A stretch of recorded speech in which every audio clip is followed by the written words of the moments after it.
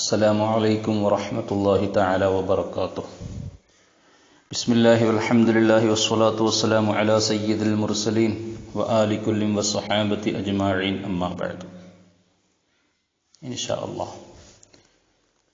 നമ്മുടെ ഇന്നത്തെ മഹല്ല് സംവിധാനങ്ങളും ഇസ്ലാമിക പ്രബോധന മേഖലകളിൽ മഹല്ലിൻ്റെ സ്വാധീനവും എത്രമാത്രം വലുതാണ് എന്ന് നമുക്ക് ഏവർക്കും അറിയാവുന്ന ഒരു വസ്തുതയാണ്. പക്ഷേ എത്രത്തോളം ആ മഹല്ലുകൾ നിർവഹിക്കപ്പെടേണ്ട ബാധ്യതകളും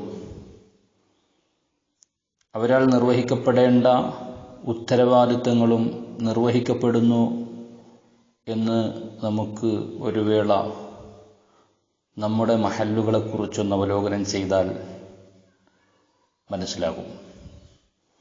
ഇവിടെ ആരെയെങ്കിലും കുറ്റപ്പെടുത്തിയിട്ടോ മറ്റാരെയെങ്കിലും പ്രതിസ്ഥാനത്ത് നിർത്തിയിട്ടോ ഒരിക്കലും വിഷയങ്ങൾക്കുള്ള പരിഹാരം നമുക്ക് കാണാൻ കഴിയില്ല. മറിച്ച് വളരെ ആത്മാർത്ഥവും നിഷ്പക്ഷവുമായിരിക്കുന്ന പഠനവും വിലയിരുത്തലുമാണ് ഈ വിഷയത്തിൽ ആവശ്യമായിട്ടുള്ളത്. അതുകൊണ്ട് തന്നെ മഹല്ല് ഭരണം, ആ മഹല്ലിലെ പ്രശ്നങ്ങളും അതിൻ്റെ പ്രതിവിധികളും എന്താണെന്ന് ഇൻഷാ അല്ലാഹ് ചെറിയ രൂപത്തിൽ നമുക്കൊന്ന് പറയാം. പരമാവധി ഈ വോയിസുകളൊക്കെ ഔദ്യോഗികമായി മഹല്ലിൻ്റെ ഭാരവാഹിത്വം ഏറ്റെടുത്തിട്ടുള്ള ആളുകളെ കേൾപ്പിക്കാനും കൂടുതൽ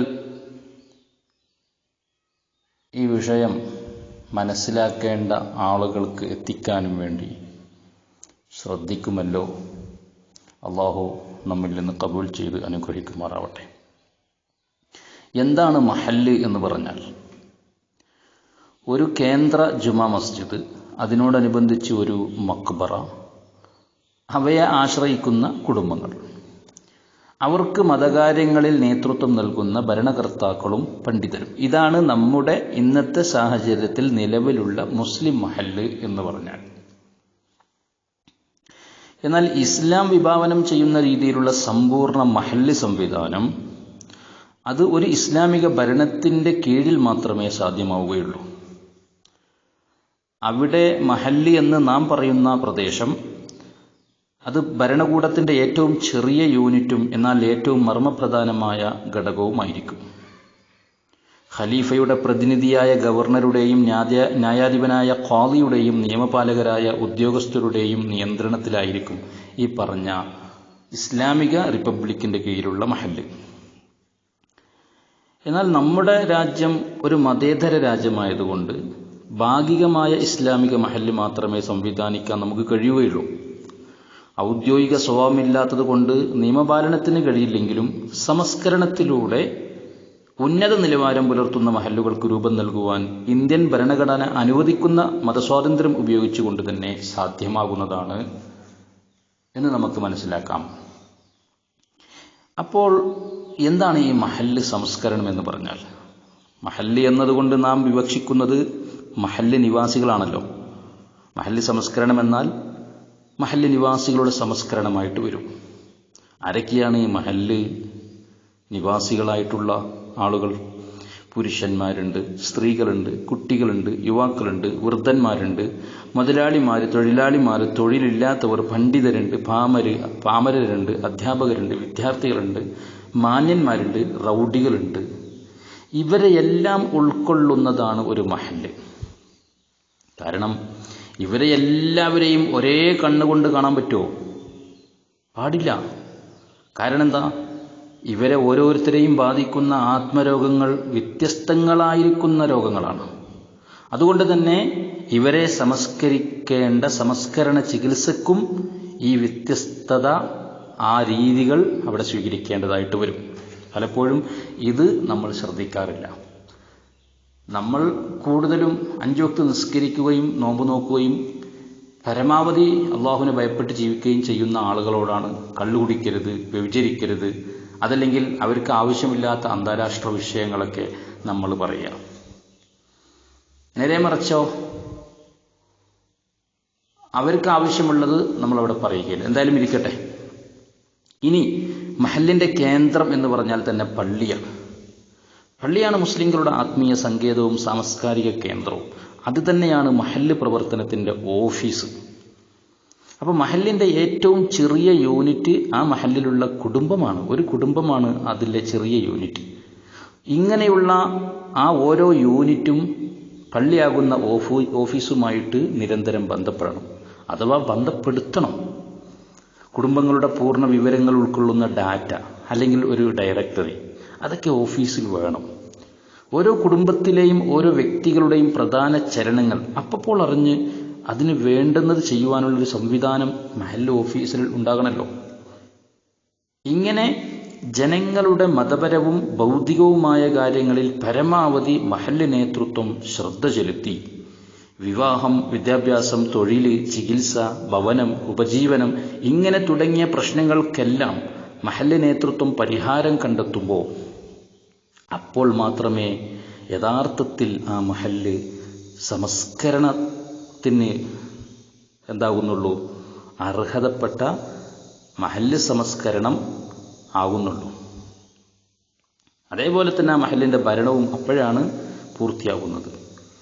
കാരണം ഇവിടെ രോഗിക്കും വിശക്കുന്നവൻക്കും കുറേ വഴലും ഉപദേശവും നൽകിയിട്ട് ഒരു കാര്യവുമില്ല. അതുമാത്രം പോരാ അവർക്ക്. അത് ഉപകരിക്കണമെങ്കിൽ അവിടെ രോഗിക്ക് ചികിത്സ വേണം, നേരെ മറിച്ച് വിശക്കുന്നവന് ആഹാരം കൂടി വേണം. ഇങ്ങനെ നീറുന്ന പ്രശ്നങ്ങളുമായി നിരവധി കുടുംബങ്ങൾ ജീവിക്കുന്നത് അതൊന്നും കാണാതെ, അതൊന്നും പരിഹരിക്കുന്നത് പോയിട്ട് ശ്രദ്ധിക്കാൻ പോലും പലപ്പോഴും മഹല്ല് നേതൃത്വങ്ങൾ തയ്യാറല്ല എന്നുള്ളതാണ് വസ്തുത. അപ്പോൾ ഇന്ന് മഹല്ല് ഭരണം എന്ന് പറഞ്ഞാൽ തന്നെ പള്ളി ഭരണമാണ്. ഇന്ന് പലയിടത്തും മഹല്ല് ഭരണം. പള്ളി ജീവനക്കാർക്ക് ശമ്പളം കൊടുക്കുക, അവരെ ഇംഗിതത്തിന് വഴങ്ങാത്തവരെ പിരിച്ചുവിടുക, എന്നിട്ട് അതിന് പകരം ഏതെങ്കിലും ശിങ്കിടികളെ നിയമിക്കുക. ഇത് മാത്രമാണ് പലയിടത്തും മഹല്ല് ഭരണം. പിന്നെ ഇനി വിവാഹത്തിനും മരണാനന്തര ക്രിയക്കും കാർമ്മികത്വം വഹിക്കുക, ഇത് മാത്രമാണ് പല ഖതീബുമാരുടെയും മഹല്ല് സംസ്കരണം. അതേപോലെ മാസം ഉറപ്പിക്കുക.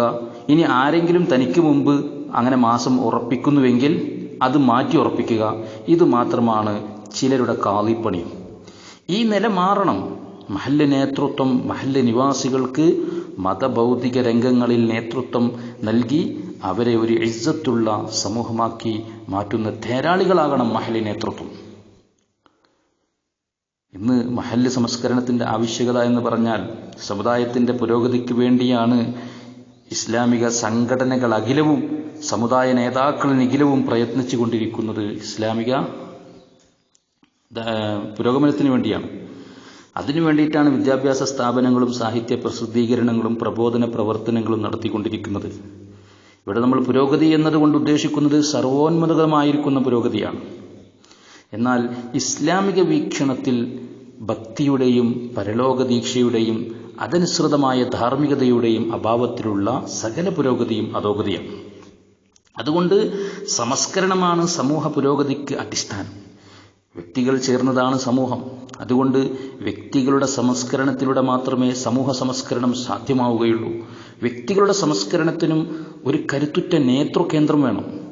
ആ കേന്ദ്രവുമായി അവർക്ക് അഭേദ്യവും നിരന്തരവുമായ ബന്ധം വേണം. ആ സാംസ്കാരിക കേന്ദ്രമാണ് മഹല്ല് അഥവാ മഹല്ല് നേതൃത്വം എന്ന് പറഞ്ഞാൽ. ആധുനിക മുസ്ലിം സമൂഹം താരതമ്യേന അധാർമികതയിലേക്കും അരാജകത്വത്തിലേക്കും അനൈക്യത്തിലേക്കും അതിശീഘ്രം നീങ്ങിക്കൊണ്ടിരിക്കുകയാണ്. TV, വീഡിയോ തുടങ്ങിയ ആധുനിക മാധ്യമങ്ങളുടെ ദുസ്വാധീനവും ബ്യൂട്ടി പാർലർ സംസ്കാരവും മാതൃകാ നേതൃത്വത്തിൻ്റെ അഭാവവും യുവാക്കൾക്ക് ലഭിക്കുന്ന അമിത സ്വാതന്ത്ര്യവും സമ്പന്നരുടെ പണക്കൊഴുപ്പും ഗൾഫ് പണത്തിൻ്റെ പളപളപ്പും ഇങ്ങനെയുള്ള ഇതൊക്കെ സാമൂഹ്യ തിന്മകളുടെയും അധാർമിക പ്രവണതകളുടെയും പ്രചാരണത്തിന് വലിയ ആക്കം കൂട്ടിയിട്ടുണ്ട്. ഇതൊരു യാഥാർത്ഥ്യമാണ്. ഈ സാഹചര്യത്തിൽ മഹല്ലടിസ്ഥാനത്തിലുള്ള കുടുംബ സംസ്കരണത്തിലൂടെയല്ലാതെ സമൂഹത്തെ രക്ഷിക്കാൻ മറ്റു എളുപ്പ മാർഗങ്ങളൊന്നും ഇല്ല എന്ന് തന്നെ നമുക്ക് പറയാം. ഇവിടെ വെച്ച് നമ്മൾ മനസ്സിലാക്കണം, എന്താണ് നിലവിലുള്ള നമ്മുടെ മഹല്ലുകൾ സംസ്കരിക്കപ്പെടാതെ ഇങ്ങനെ പോകാനുള്ള തടസ്സങ്ങൾ, അതിനുള്ള പ്രതിബന്ധങ്ങൾ എന്തൊക്കെയാണ്. അതുമാത്രം പറഞ്ഞാൽ പോരാ, അതിനുള്ള പരിഹാരങ്ങൾ എന്തൊക്കെയാണ്. അതിനെക്കുറിച്ച് നാം കൃത്യമായും നിഷ്പക്ഷമായും